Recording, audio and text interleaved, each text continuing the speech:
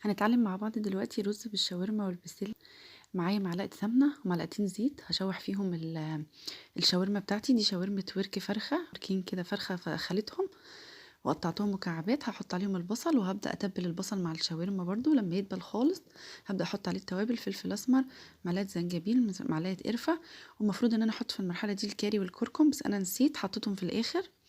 وهقلب كويس كويس عشان البصل ياخد من طعم الشاورما. وابدا احط البسله مع الجزر، اقلبهم برضو تاخد طعم الشاورما لحد ما احس ان هي خدت طعم كده تقلبتين. احط بقى نص كيلو رز بسمتي واقلب برضو كذا تقليبه كده.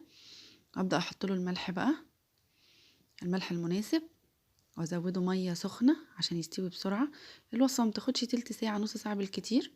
احط عليها قرن الشطه دوت عشان يشطشط لي الوصفه على الوش كده. عملت بقى جنبها سلطه زبادي، كان معايا زبادي انا عاملاها في البيت، وحطيت عليها خيار مبشور وشويه نعناع وكمون. عايزه تحطي فص توم مفيش مشكله، انا حطيت ليمون بس، ما بحبش التوم فخليتها كده. ده النعناع اخضر، نعناع ناشف مش اخضر. بشوف الرز بتاعي بقى، الرز بتاعي استوى خالص اهوت ما شاء الله، والوصفه جميله ما شاء الله. هبدأ بقى اقدمها، ابدأ اقدمه في سيرفيس كده بتاع الكيك عشان يدي شكل كده الوصفة يبقى حلو.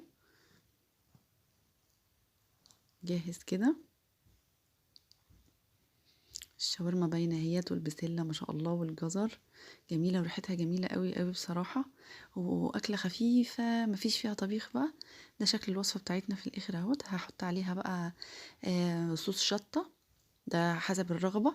انا بحب كده اللون الاحمر في الاصفر بيبقى جميل قوي وطعمه حلو، والصوص ده بيدي الوصفة كده حرقان شوية، بتبقى جميلة قوي بصراحة. لو عايزة تعملي جنبها بطاطس مقلية مفيش مشكلة، بس انا مش عايزة اي زيوت. ده شكل الوصفة بتاعتنا. لو عجبتكم ما تنسوش تدعمونا بلايك وشير وسبسكرايب وتفعلوا زر الجرس. هسيب لكم لينك صفحة الفيسبوك في اول تعليق، ونتقابل على خير في وصفة جديدة من وصفات مطبخ اسماء وسلمى.